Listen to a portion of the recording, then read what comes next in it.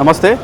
So పరిగ్రహంలో ప్రస్తుతం మనతో పాటు బీజేవైఎం అధ్యక్షులు కొండ గణేష్ ఉన్నారు. ఒకసారి మాట్లాడదాం. మరి రేపు ఈ మోడీజీ ఏదైతే తెలంగాణ పర్యటిస్తూ ఉన్నాడో ఏ విధంగా ఉండబోతుంది, దానివల్ల మరి తెలంగాణ ప్రజలు ముఖ్యంగా ఏ విధంగా లబ్ధి చేకూరబోతూ ఉన్నారు, దాదాపుగా కొన్ని శంకుస్థాపనలు కూడా తెలంగాణలో చేపట్టబోతూ ఉన్నారని చెప్తా ఉన్నారు. వీటన్ని విషయాలు కూడా మాట్లాడదాం. నమస్తే అన్న. సో ఏం చెప్తారన్న, రేపటి ఈ సభ ఏదైతే ఉందో భారీ బహిరంగ సభ ఏ విధంగా ఉండబోతుంది, ఏర్పాట్లు ఏ విధంగా జరుగుతున్నాయి? రేపు భారతీయ జనతా పార్టీ ఆధ్వర్యంలో ప్రేయర్ గ్రౌండ్స్లో నరేంద్ర మోడీ గారికి ఘన స్వాగతం పడడానికి ఈరోజు తెలంగాణ రాష్ట్ర ప్రజలు ఈరోజు వెయిట్ చేస్తూ ఉన్నారు. మూడోసారి ప్రధానమంత్రి అయిన తర్వాత మొట్టమొదటిసారిగా హైదరాబాద్కు నరేంద్ర మోడీ గారు విచ్చేస్తూ ఉన్నారు. మొన్న ఎలక్షన్లో చూసినాం, 5 రాష్ట్రాల్లో ఎలక్షన్లు అయినప్పుడు భారతీయ జనతా పార్టీ 3 రాష్ట్రాల్లో అఖండ మెజార్టీ సాధించింది. ఈరోజు తెలంగాణ ప్రజలు కూడా, తెలంగాణ ప్రజానికం కూడా వేచి చూస్తూ ఉన్నారు. ఈరోజు నరేంద్ర మోడీ గారికి ఘనస్వాగతం పలకడానికి లక్షల మంది ఈరోజు అనేక జిల్లాల నుంచి లక్షల మంది ఈరోజు హైదరాబాద్ తరలి వస్తూ ఉన్నారు. ఈరోజు నరేంద్ర మోడీ గారి యొక్క సారథ్యంలో భారతీయ జనతా పార్టీకి మేము మద్దతు ఇస్తామని ఈరోజు తెలంగాణ ప్రజలు కావచ్చు, అదేవిధంగా తెలంగాణ మేధావులు కావచ్చు, తెలంగాణ యావత్ యువ సమాజం కూడా ముందుకు వస్తామని చెప్తా ఉన్నా.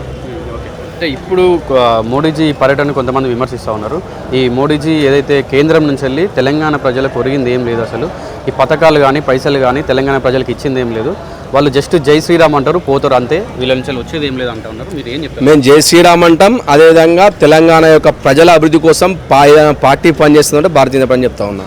వేల కోట్ల రూపాయల అభివృద్ధి కార్యక్రమాలు కావచ్చు, రేపు వరంగల్లో టెక్స్టైల్ పార్క్ కావచ్చు, అనేక కార్యక్రమాల అభివృద్ధి మెట్రో కావచ్చు, ఇట్లా తెలంగాణకు అనేక లక్షల కోట్ల రూపాయలు ఇచ్చిన పార్టీ భారతీయ జనతా పార్టీ. ఏ ఒక్క అభివృద్ధి కార్యక్రమంలో ఎక్కువ అవినీతి లేదు. నిజాయితీగా నిస్సందేహంగా ఏదైనా పార్టీ అభివృద్ధి కోసం పనిచేస్తున్నాడో భారతీయ జనతా పార్టీ చెప్తా ఉన్నా. ఇదే కాంగ్రెస్ పార్టీ 2 సంవత్సరాల నుంచి తెలంగాణకు చేసింది శూన్యం. తెలంగాణ నాశనం చేసింది. ఈరోజు రియల్ ఎస్టేట్ రంగం కావచ్చు, వ్యాపారులు కావచ్చు, రైతులు కావచ్చు, మహిళలు కావచ్చు, అనేక రంగాలు ఈరోజు నట్టేట ముంచినటువంటి పార్టీ కాంగ్రెస్ పార్టీ.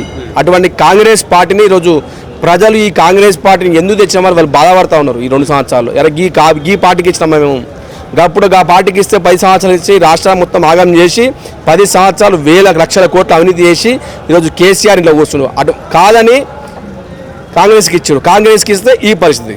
కాబట్టి ప్రజలు ఆలోచిస్తున్నారు. ప్రజలు ఒకటే ఆలోచిస్తున్నారు, రాబోయే తెలంగాణ రాష్ట్రంలో అభివృద్ధి జరగాలన్నా, తెలంగాణ ముందుకు పోవాలి అన్నా కేవలం భారతీయ జనతా పార్టీ అని చెప్తా ఉన్నారు.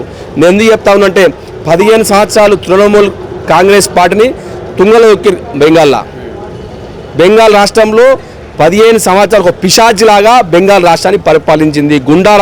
గుండాయిజం బెంగాల్లో వాళ్ళు పెంపొందించారు. అటువంటి గుండాయిజాన్ని తరిమి కొట్టి ఈరోజు భారతీయ జనతా పార్టీ కాషాయ దళపతి ఈరోజు అక్కడ రాష్ట్ర ముఖ్యమంత్రిగా బాధ్యతలు స్వీకరిస్తారు. కాబట్టి ప్రజలు ఈ ప్రాంతీయ పార్టీలు కావచ్చు, ఈ కాంగ్రెస్ పార్టీ అవినీతి కేరా పడ్డటువంటి కాంగ్రెస్ పార్టీని ఈరోజు దేశం నుంచి తరిమి కొడతాం. కేవలం భారతీయ జనతా పార్టీ నరేంద్ర మోడీ గారి యొక్క సారథ్యంలో మాత్రమే ఈ యొక్క దేశం అభివృద్ధి జరుగుతుందని ఆశిస్తూ ఉన్నారు. ఇప్పుడు తెలంగాణ వచ్చి 12 సంవత్సరాలు పూర్తయిపోయినా కూడా ఈ రాష్ట్రంలో ఉన్నటువంటి రాజకీయ పార్టీలు ఏదైతే ఉన్నాయో, ఇప్పుడు ఇటు సైడ్ చూసుకుంటే కాంగ్రెస్ అవ్వచ్చు, బీఆర్ఎస్ అవ్వచ్చు, అప్పుడు 10 ఏళ్ళు, ఇప్పుడు 2 ఏళ్ళు, ఎప్పుడు చూసుకున్నా కూడా అసలు కేంద్రం నుంచి వెళ్ళి తెలంగాణకు ఒక పైసా వస్తలేదని చెప్పి ఆనాటి సీఎం కేసీఆర్ చెప్పిండు. ఇప్పుడు రేవంత్ రెడ్డి కూడా అదే మాట అంటా ఉన్నారు. నేను రేవంత్ రెడ్డికి ఛాలెంజ్ ఇస్తున్నా. రేవంత్ రెడ్డి, నువ్వు ఒక ముఖ్యమంత్రి అయితే ఈరోజు కేంద్రం నుంచి ఎన్ని డబ్బులు వచ్చినా మేము శ్వేతపత్రం వదిలేస్తాం. నీ కాంగ్రెస్ పార్టీ నుంచి 2 సంవత్సరాల్లో నీ వల్ల ఎంతమంది నాశనమయ్యారు, ఎన్ని మహిళా కుటుంబాలు నాశనమైనాయి, ఎన్ని రైతు కుటుంబాలు నాశనమని చూపిస్తాం మేము. ఈ కాంగ్రెస్ వచ్చినప్పటి నుంచి దారిద్రం 2 సంవత్సరాలు ప్రజలు నెత్తికి చదువుకుంటున్నారు. ఈ కాంగ్రెస్ పార్టీని తెచ్చినామా మేము? ఈ కాంగ్రెస్ పార్టీకి తెలంగాణకు వచ్చింది. అదే ఏమో చేస్తుందంటే ఇట్లా చేస్తున్నారు, ప్రజలందరూ మోసం చేస్తూ ఉన్నారు.